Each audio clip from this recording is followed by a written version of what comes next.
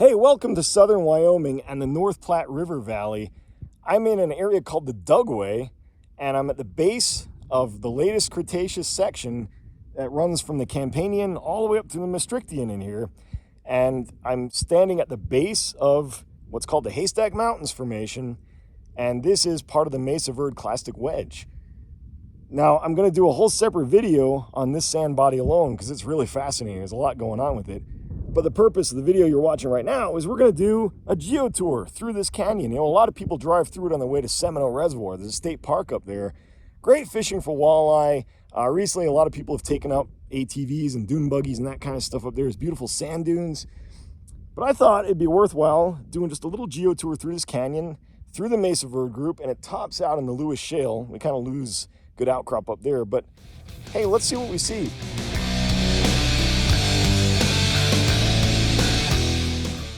Here in the O'Brien Springs member, and like I said, there's a whole video on this one all by itself, but it's essentially tidally influenced bottom current dominated sandstone that was being deposited in a tidal strait, because in the late Cretaceous in the Campanian, this area was surrounded by laramide uplifts that were maybe not exposed above the sea level, but there was certainly positive topography on the seafloor. So it creates a tidal funnel through here, and this sand is getting reworked from the Granite Mountains uplift to the north. This is older Cretaceous material getting reworked and pushed along the bottom by these bottom currents. Tidal action is kind of reworking it to some degree. There's bidirectionality. The trace fossils reflect that kind of stressed assemblage. And there's a couple of different stacked bodies in it. There's a lower one that's kind of gray and a higher one that's very sandy. They show the effects of shallowing upward, higher energy throughout here. So it gives you an idea of the water depth. In this case, you know, we're in several tens of meters of water. Not super deep, but fairly deep. So this is the O'Brien Springs. We're going to go drive through the canyon, look at a variety of other sandstone tongues. They all have different names. There's a Seminole 1, Seminole 2, there's the Allen Ridge, and all the rest. Let's see what we see. There's going to be fluvial, there's going to be shallow marine. It's a treat. Here we go. So we're starting off right here at what's called the Dugway Campground. I actually stayed there overnight. There's only 5 or 6 spots. You got to get here early if you want one. It's free. It's really popular with tourists, again, you got to make sure you get here early. So that's the Platte River. That outcrop down there is the O'Brien Springs sandstone. It goes for miles and miles and miles.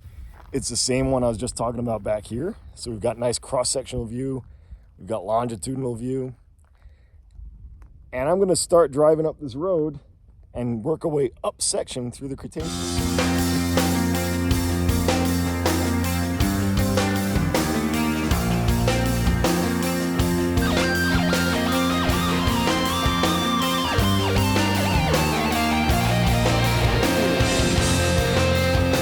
First stop is at the Seminole 1 and creatively named Seminole 2 sandstone tongues. And then there's a couple more up the way before we get into the fluvial coastal plain Allen Ridge Formation. And we're going to be seeing a big difference in lithology and facies and trace fossils. And what we can see here in the Seminole 1 is a lower section that's pretty well laminated. It looks very fine grained. It's kind of recessive. You can see the change in slope. It's very low angle slope here, very high angle slope there.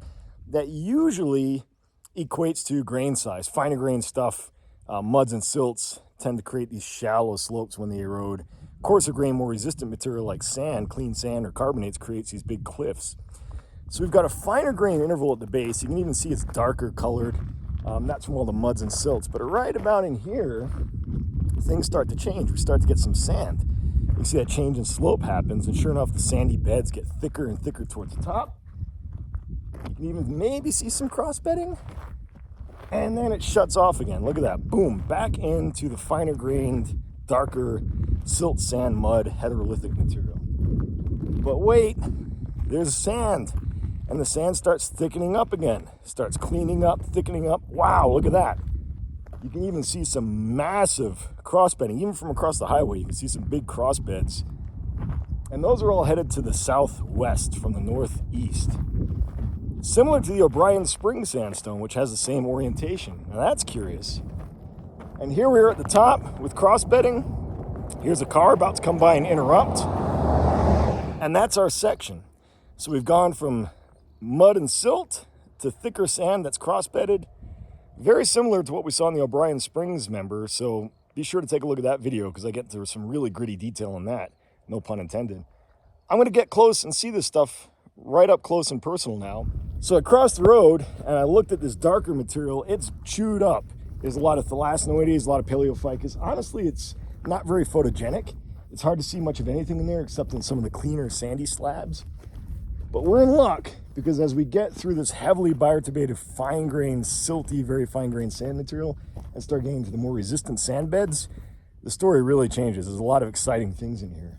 The surfaces of these sandy beds that you can see here, they're all nice and thick and regular and separated by finer grain mud and silt dominated layers, are 100% chewed up by Ophiomorpha, thalassinoides, paleophycus. There's all kinds of things in here, but especially Ophiomorpha, a whole lot of these guys. So this is shrimp and worm heaven. They are just happy little organisms. And in cross-sectional view, you can even see some of the more vertical traces, things like Scolithos, or maybe some stems from Roselia. We're looking at one of these thicker sandstone beds, and here's our friend Roselia. Nice bulb shaped with the stem. Here's another one with the bulb shape. These are lined by mud and life with the stem coming down. Here's a few more. They're not super well preserved here, but you can start seeing them all over, the bulb shape and the stem. And oh my goodness, look at this! Schaub cylindricnus. That's a lined burrow that's stacked up, a couple in a row. There's 1, 2, 3 in a row here. Single ones used to be called Terribolina, but Terribolina is a genus name that's preoccupied by a living organism. So these are all called Schaub cylindricnus now. They've got that nice white lining, and again, it's a little stack of 2 or 3 or 4 burrows. Here's our friend Rhizocorallium, just for good measure, along with some other Roselia stems. So we can add Rhizocorallium to the roster of trace fossils in here. So not super diverse, but a fair abundance, which is typical of these stressed environments where the organisms that can handle it do it really, really well and dominate. And that seems to be what's happening here. Shrimp and polychaete worms are dominating this succession. So all those beautiful Ophiomorpha and Roselia are in these thicker sands behind me, suggesting high energy, moderate energy, plenty of oxygen, plenty of nutrients, somewhat stressed. Things weren't open marine happy, but happy enough for these guys. And then look at this, something changed. It gets finer grained again, which typically indicates lower energy associated with deepening. So we might have had, we're in a subsiding basin, subsidence maybe exceeded sedimentation rate, or sedimentation slowed down for some reason or took a different path, kind of weaving back and forth like that. And we have a repeat of the lower part of the succession with heavily bioturbated fine-grained material, same sort of stuff. And in case you're curious, yep, it's thalassinoides, paleophycus, and Ophiomorpha. But look at these beauties. Look at this. Massive, massive cross-bedding, all going northeast to southwest, just like we saw in the O'Brien Spring. And these guys are, about 30, 35 centimeters thick. There's all different sizes. Holy cow, check this out. Mud drapes on some of them. Some even look like they have double mud drapes. You can even convince yourself you're seeing bundles of closer spaced, then further spaced, closer spaced, further spaced, closer spaced. That's really, really consistent with tidal influence, where you get bundles representing neap and spring tidal cycles of the astronomical tides, moon governed. Neaps are the narrow ones, springs, or the tides are high, so thicker. 28-day cyclicity, if you measure these up, you should be able to see something approximating that, if that's what these are. Even if they're not, it's consistent with tidal currents. And the fact that it's just stack after stack of these unidirectional subaqueous dunes says we're not in a wave-dominated succession, not in a shore face. We're in something that's dominated by traction currents, probably bottom currents with a tidal flavor. So here it is, the very tippy top of 701. Just more and more and more crossbeds. Then shoot, gone. So whatever accumulated here, stop deposition, high energy, whatever this subaqueous feature was. Probably it was one of these offshore tidal strait sand bodies. When whatever was feeding it ceased to be, normal marine deposition took over again, and that's where we have this shale. Nice open marine mudstone. Until we get up to Semino 2, then everything changes again. All right, so the traditional walkthrough of the section before we run across and look at it tells us right off the bat, we've got a really sharp surface between some cleaner sand and some darker organic rich mudstone. It's not the gradational surface that we saw back in the O'Brien Springs. It's not like we saw in the Semino 1. It's very different. It's a very sharp contact. And then as we go up, it gets thicker bedded, thicker bedded, thicker bedded, consistent with shallowing upward progradation. Then there's another surface with some mud, then another sand, then another surface with some mud. And we're back in the sand here. And from here on up, it's fairly consistently sand. So the surfaces here are a lot more sharp and discrete than we saw in the O'Brien Springs or the Semino 1, where there's a lot more gradation upward. Right in here, we start seeing some nicely laminated sand with some shale drapes or mudstone partitions. And then we're back into the really thick sand at the top again. It's all capped off by a dark, organic, rich mud. So that contact in the top is sharp. That's not unexpected. When these sands are ceasing deposition, they shut off and the marine muds come in. So that's typical. We saw that in Semino 1. We saw it in the Haystack, or in the O'Brien Spring. What's atypical relative to what we've seen so far is the sharp contacts. So let's get our noses up against it and see if we can explain those. Okay, so approaching this underlying dark material, it's very organic rich. It looks not like a typical marine mudstone. There's a lot of burrowing in it. There's a lot of what looks like thalassinoides burrows. There's a lot of carbonaceous material. Look at this. Some of these burrows come all the way down from up above from this material. So I wouldn't jump up and down and say this is an open marine mudstone. The fact that it's got so much organic material, it almost looks like a lagoon or a restricted environment that's got a lot of plant material, a lot of organics. It seems pretty chewed up, but that's typical of lagoons. You get a lot of worms, crabs, shrimps, and things like that. So not what I was expecting. It's not the nice open marine shale like you would see in the Mancos Shale or something like that. Taking a look at the sand that contacts it, the very first sand here is strongly cross-bedded. Okay, this sandstone bed has proven to be pretty interesting as it turns out. Not only do we have some trace fossils, there's some Ophiomorpha up here, maybe a Roselia, but lo and behold, there's what looks like hummocky stratification.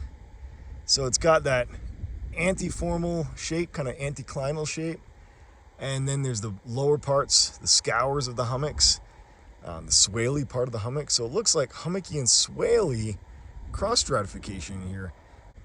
Okay, and that's the first thick sand on our gritty, grimy succession down below. Intriguing. So I was just looking at what appears to be hummocks on the top of that sandstone here. As I followed the bed down, I noticed the hummocks give way to ripples at the top of the bed here, and then there's that large scale cross bedding here. You know, in environments where you have strong bottom currents or tidal currents delivering sand in packages like this, it's not unusual that a storm would occasionally come down and rework the surface of this sand and manifest as small hummocks or swales, and in other spots it would show up as little ripples, you know, oscillation ripples. So a good working hypothesis for this bed would be it's primarily deposited by bottom traction currents. That's why it's all cross-bedded throughout here. But the top of it was subjected to modification by big storm waves, creating either ripples or small-scale hummocks and swales. So a mixed process system, which, you know, again, in the real world, it's not usually either or, it's usually either ish or ish. So we're in a Western Interior basin, which is subject to massive storms, as well as bottom current delivery, it makes sense you would see mixed depositional processes in a system like this. We'll keep looking. This is getting really fascinating. So I'm walking along and seeing how the sand is getting thicker and thicker. We're losing that heterolithic bedding until there's that drape of muddy silt that we saw from across the road. So something switched off here. So the sand deposition ceased for a little bit and we started getting into, again, silty mud. Actually, it's not silty mud. It's just very fine-grained sand with some organic material. All right, so that's informative. It's not mud, it's not clay, it's not silt. It's actually just very fine sand with organics. So it's sand on sand. It's just clean sand, slightly coarser grained, and organic rich sand. This has been heavily bioturbated. Maybe that's what the organics are. When sand is heavily burrowed, the organisms introduce fine-grained material either through foraging and pooping it out, or working it in, or their mucus, or so on. So organics can come from the organisms living in the sand. Higher energy down below, not much living in it. Lower energy, lots of things living and pooping and creating organics possibly. Continuing up, just like we saw below, the sand starts to thicken. We start seeing cross bedding again, some laminated beds. Debatable whether some of it's hummocky or swaley. If we're in a mixed process regime, you would expect it.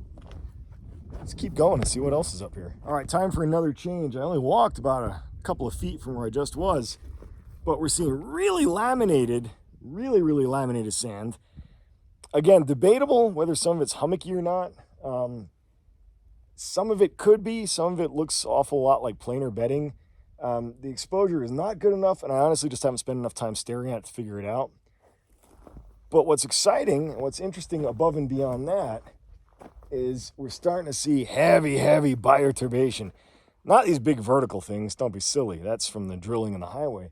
I'm talking about the stuff here, all these little holes all throughout this area. That's all burrows. So all these little holes reflect individual tubes of burrows of Thalassinoides, Paleophycus, Ophiomorpha. There's a lot of Ophiomorpha in here. But it's completely destroyed the bedding. So interestingly, we've gone from bedding intact, hardly any burrows at all, in this maybe questionable hummocky or planer bedded sand, to something shuts off. Here's that fine-grained sand organic rich interval. And then when the sand turns on again, it is just chewed to high heaven. This is just, it looks like Swiss cheese. That's just burrows after burrows after burrows. I mean, look at this. Just gorgeous. Some of them are cast. You can still see the shafts preserve the sand, filling the sand. Wow, something really different is happening here. And just like you would expect, there are through-going surfaces that have limited burrowing here, and then the burrowing intensity starts again. And it makes sense because these animals are coming from the top down. So if you get a big dump of sand, let's say, 8-10 feet of sand, the most abundant burrows are going to be in the top as they work their way down over time. Ding, ding, ding, ding. They're going to go as far down as they feel like until they, for whatever reason, have run out of oxygen or they don't feel like going any further. And they're going to leave the lower part of that sand body relatively unburrowed. In terms of reservoir quality for oil and gas, water, carbon sequestration, there might be a very big difference in this compared to this. Heavily burrowed, heavily reworked versus not burrowed, reworked. You'd have to check the petrophysics and the various production data to see. So the Swiss cheesing of this sandstone continues. These are Callian acid shrimp, and they like high oxygen, moderate energy environments. Doesn't have to be shallow, but there's got to be enough current and energy and nutrients to keep them going. That's consistent with what we're seeing as a shoaling upward succession here. So it suggests we're in a shallow marine environment. It suggests that we're in a reasonably active shallow marine environment where sand gets dumped in and reworked, then dumped in and reworked. Possibly some hummocks, but not really good hummocky and swaley crossbedding like you would expect in a shore face. And in fact, we're seeing a lot of crossbedding and heterogeneity down there that's more consistent with maybe tidal currents or bottom currents. Well, I thought things would get clearer as we got up towards the top, but it's pretty homogeneous. It's pretty bioturbated with Ophiomorpha, and then some low angle planer to horizontal lamination. And then it shuts off. And there's the transgressive surface, the flooding surface. And the flooding surface is exactly what you would expect. Heavily chewed up, lots of burrowing. There's even some concretions in the overlying material, the sandy, muddy, silty material, before we get into a more typical looking silty shelf deposit. So that's pretty typical of the Western Interior Seaway. It's a sandy, silty shelf material. It doesn't have the organic rich material we saw at the base of the sand body. So that was our succession from bottom to top of Seminole 2. All right, so what do we make of Seminole 2? Well, it's very different than the O'Brien Springs and Seminole 1 in that it seems to have evidence of wave reworking of sand bodies that were deposited by traction currents. And those traction currents, again, were probably bottom currents. Possibly there's tidal overprint. There's a lot of heterogeneity in here. Not as much as we saw back there. Not as much of the clear mud drapes, double mud drapes, reverse bedding, but there's heterogeneity nevertheless. With the overprint of waves, storm waves, orbitals. This seems to be much more of a mixed system. The two back there seem to have been dominated by bottom currents and tidal currents. This is more of a bottom current slash storm wave mixed system. This could also be simple lateral variation. If you had some sort of protective barrier out front, off that way, off to the east, some sort of protective system that was periodically blocking off wave attack and creating more of a stagnant lagoon like this. And then when that system's breached, you get wave-dominated currents kind of affecting the sand, whatever sand is being introduced, and then it kind of shuts off again with more barrier migration. It could be something like that. There's a variety of explanations possible for this, and they've all been invoked in the literature. Don't think they haven't. Sea level's been invoked, lateral variation's been invoked. It's really tricky to say, and it's a non-unique solution, I suspect. So you can achieve these kinds of stratigraphies and sedimentologies in a variety of situations.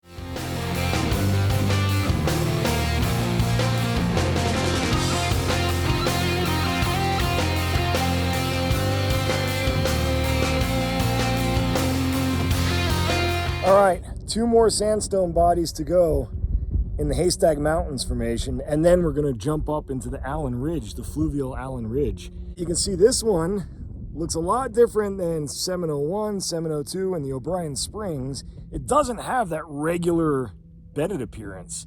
You still see some bedding in there, but it's not that regular, nice sandwich-looking stuff. It doesn't look like pinstripes from across the road. There's that grayer section down below, again, suggesting finer grained. And there's the cleaner, lighter section above, suggesting cleaner sand. In fact, that's what they are. But there are sedimentary structures in here that are very different than what we saw below. So lithologically and from a distance, it looks different, and up close and personal, it looks different. So here's that grayer, presumably finer grained section that we were looking at. And it's actually really well exposed right here. And oh my goodness, look at that. There's real live hummocks in this. Hummocky bedding, you can see really clearly. So we do have hummocks. We also have a lot of bioturbation, a whole lot of burrows. You can really see the pinstriping of those hummocks and swales in here really well. And they sit on top of heavily bioturbated sections, which then sit on top of hummocky and swaley beds. So you can picture this being a succession where storm waves come through, deposit a whole bunch of more sediment, then fair weather takes over and you get more chewing. So we're not seeing traction current domination like we saw in the sections below. There's not unidirectional cross bedding, there's not ripples. Instead, it looks like sand here is being deposited by storm waves, and it continues up through this gray section. So that's a big difference. And in amongst the hummocky and swaley and fair weather deposits, there's also features like this that do look like some low angle bedding. Now it might be hummocky that's just not well preserved, or it could actually be a little bit of traction currents, because, you know, again, we're not in environments that are totally exclusive. It's not like you only ever get storm waves or you only ever get bottom currents. A lot of times there's a mixture. Overall, it looks like storm wave dominated, but possibly some bottom currents. And now that we've moved up into that cleaner sand facies, sure enough, there's a lot of intersecting hummocky and swaley bedding. In the cleaner sand, there's also burrows, a lot of shrimp burrows, Ophiomorpha in this. So overall, the flavor here is more typical of a prograding shore face. It could be a deltaic shore face, it could be a regular shore face. Considering the volume of sediment coming in from various rivers out here, My money's on a deltaic shore face, on a wave-dominated delta. Okay, interesting. Look at this. There's all sorts of linear grooves and striations. Those are tool marks, casts made by an object getting dragged along. Could be a plant stem, could be a shell. There's also a variety of trace fossils, including, check this out, little scratches, little scratchy marks made by probably some sort of arthropod scampering along on the surface. There's a variety of these things in here. There's also some open circular, maybe thalassinoides or big scolithos traces. So there's indications that there's things getting dragged along the bottom. There's little creatures scratching along, little arthropods scratching along the surface. Interesting insight. Yeah, some really good ones down here, some big tool marks. Oh, wait till I show you what's on this block. Okay, here's what was making those tool marks, those casts. It's plant stems. This is all plant stems, all plant debris.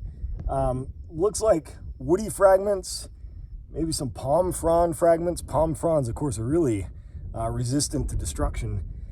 A lot of wood, a lot of plant material. It's getting dragged along on the surface. So, you know, again, in keeping with the idea that some of these are storm deposits, it makes sense that a big hurricane hits, dumps a lot of precipitation on land. All that precipitation floods the rivers, jumps the banks, carries a whole bunch of vegetation out to sea along with all the sand.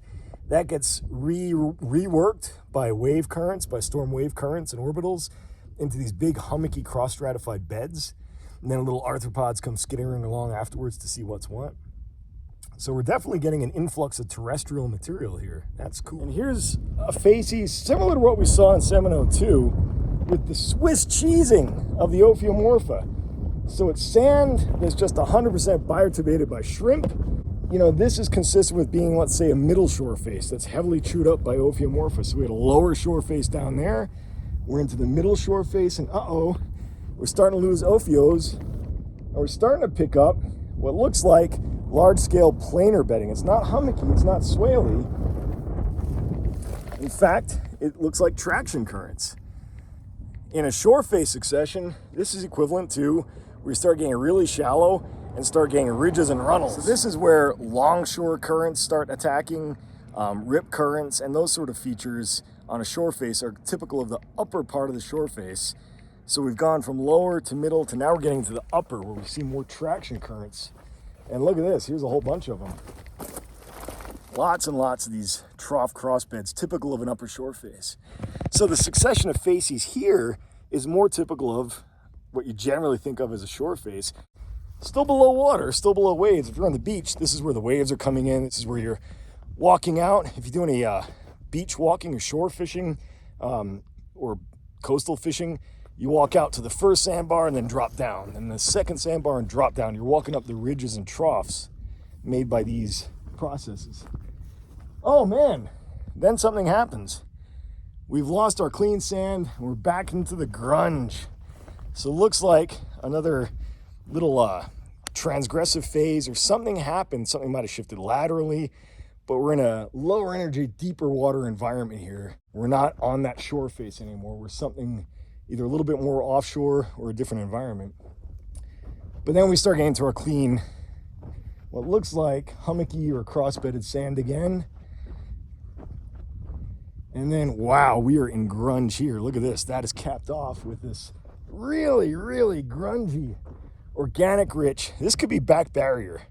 This could be a lagoon. This could be a bay that happens when you've had a shore face. Picture a beach today. You have the beach, then you have the dunes, and behind it is the bay, the back barrier with that kind of stagnant marsh with all the marsh plants, water birds. Great for blue crabs. If you like blue crabs and oysters, they live in that with maybe little splays of sand coming into the bay. So this has been the first non-bottom/tide dominated sandstone that we've seen in the Mesa Verde here along the North Platte. The next one up is very similar. We'll take a quick run through that because I want to get some other stuff. We'll take one more run through the next sandstone up and then into the Allen Ridge. Okay, last marine sandstone before the fluvial Allen Ridge Formation. This one is very similar to what we just saw except truncated. So we've got that grayish, very fine grained sand representing the shelf to lower shore face. Honestly, there's not that much in here that we haven't seen before, so I'm not going to belabor it. So that's been the Haystack Mountains Formation.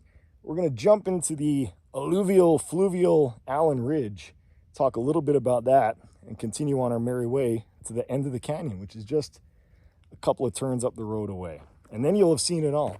Well, we've come up section from that last marine sand body, and you can tell just by looking behind me at the nature of the outcrop, we're in something very different. There's a lot of sand bodies that are kind of lenticular in shape. They sort of come and go into the hillside. There's a lot of fine grained material in between them, but there's not those big, thick, regular bodies of sand like we were seeing down there that are typical of shallow marine environments.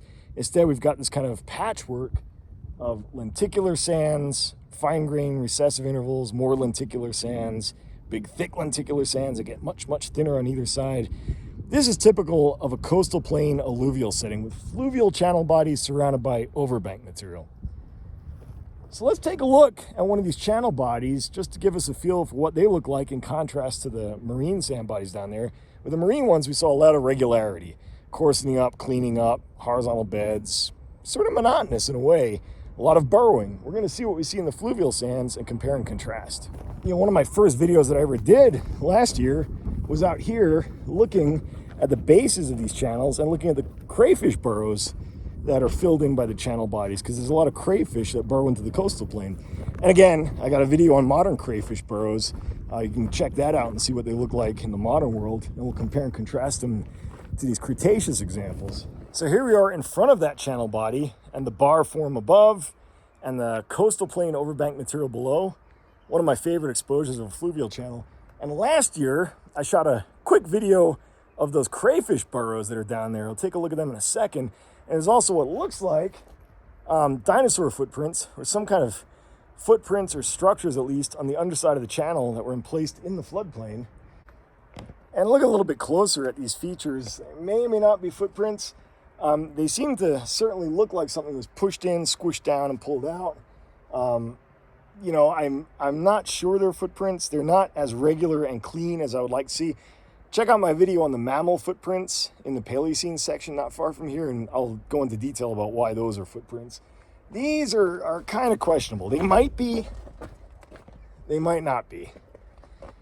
But what is for sure is that some of these structures are crayfish burrows. You can see them going all the way through the rock. There's some really gorgeous ones up here. These are the ones I showed in that short video last year. Really, really nice, clear crayfish burrows.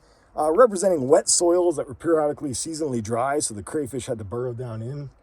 And then the channel came through, cut them out, and emplaced a sandy bar. Yeah, here's a nice view of the sandstone in the fluvial channel, and check that out. There's the basal scour, comes down at an angle like that. Now, everything here is tilted. Don't forget, we're looking at stuff that's tilted to the north. But despite that tilt, you can still see there's scouring in here. So the scouring is coming down like that. And then above that is a different scour coming at a different angle. So that scour is kind of coming that way. So we have one kind of going that way. The next one above is sort of at an angle that way. So different scours representing that meandering sinuous channel. And these scours represent bars migrating on top of each other. Not necessarily a totally separate channel. Some people say that. Some people interpret it as two different channels stacked on the other. It's just as likely to be a bar migrating over another bar as that channel migrates. You'd have to have a lot better exposure to differentiate. So I'm going to stick with the easiest explanation, the simplest, which is that it's a bar migrating on top of an existing bar.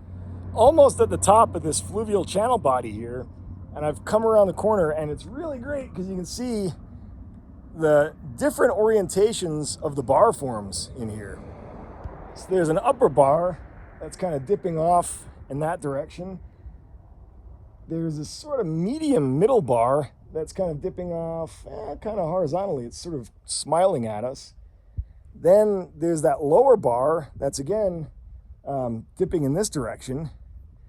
So we've got a lower bar going one way, a middle bar kind of coming in and out, and then an upper bar dipping off in that direction. So three separate bars stacking up into a single body. That's a lot more action than we saw back in the marine section. It highlights how chaotic and how really difficult to predict these fluvial channel bodies can be.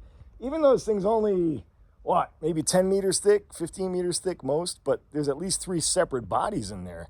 Whereas with the marine sections, there tends to be one big body, then another body stacked. They stack vertical. These guys cut in and out of each other.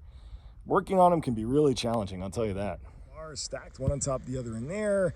You can see them, you can follow them through in the main part of the body, and then it looks like the body really, really thins. Part of it might just be because of the bad exposure up there is a lot of talus, but it might actually also be thinning up to the top. So you kind of get this impression of a thin wing that thickens into a main body.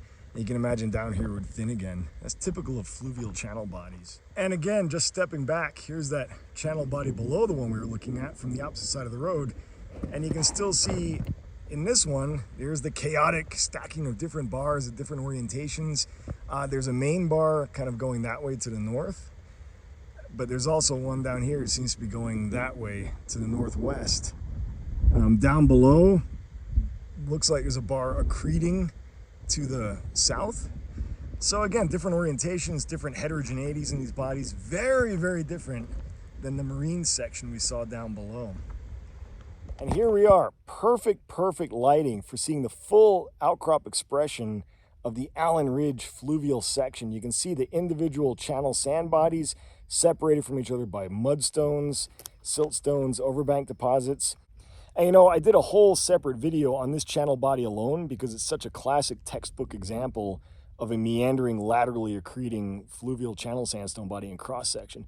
So you can scope through my videos and find it. I think I called it a fluvial channel body in the wild or something like that. So there's one more cliff of the Allen Ridge Formation before we get into the Lewis. And to get there, we're gonna go on the road, go up around the corner, take a look at it, and then we're out of the canyon and this video is done.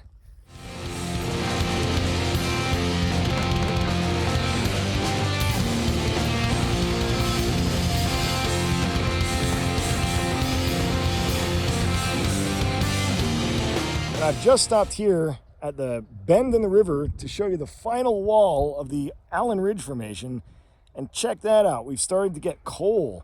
So there's a lot of carbonaceous material as well as actual factual coal in the coal swamps of the coastal plain, and it continues on up through the tippy top there. That's that last sand, and we're gonna do drive-through here. There's another reason I like to stop at the river bend here, and it's kind of meta, kind of trippy if you're into that kind of thing. Behind me is nice exposure of point bars in the fluvial Allen Ridge Formation. To the left is modern mid-channel gravel bars of the Platte River, and these bars are about 6 feet above the current water level, which tells you that flow depth when they were deposited was at least 6 foot, probably higher than that, because bars record minimum flow depth during deposition. It makes sense, right? You can't deposit something above water. So these bars are telling us that the floods here are pretty significant in the spring, and if you've ever been here in the spring, you know they are pretty significant.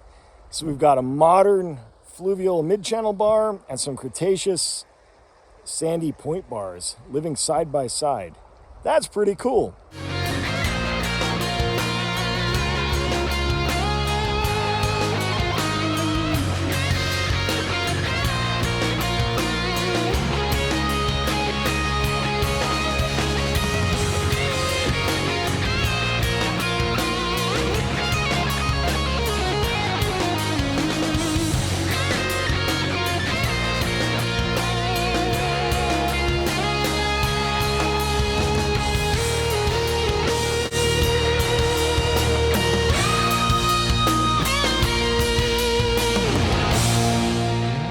So here's my really underwhelming outcrop of the Allen Formation. There's other exposures of it I could go to, but this is meant to just be a travel log through the Dugway North Platte Canyon. So realistically, if you're just driving by and driving through, this is going to be your exposure of the almond. Really clean sand, you can see. It's not fluvial, it's shallow marine and tidal. The tides have really cleaned it up a lot, swept away a lot of the fine grain material, so it's washing back and forth, leaving a really clean sand. There is bi-directional currents in here, tidal currents going one way or the other. From here on up, it's pretty flat. It's the Lewis Formation. There's not much more from here. It's a pretty uneventful trip until we get up to the Seminole Mountains. Then everything changes. I hope you've enjoyed this little run through the canyon. It was a long one. We covered a lot of material. Typically, this is the kind of thing where you dedicate all day, maybe even 2 days to, but with the wonders of YouTube, I've compacted it into, half hour, give or take. I hope you enjoyed it. Thanks for watching, and I'll see you next time on The Outcrop.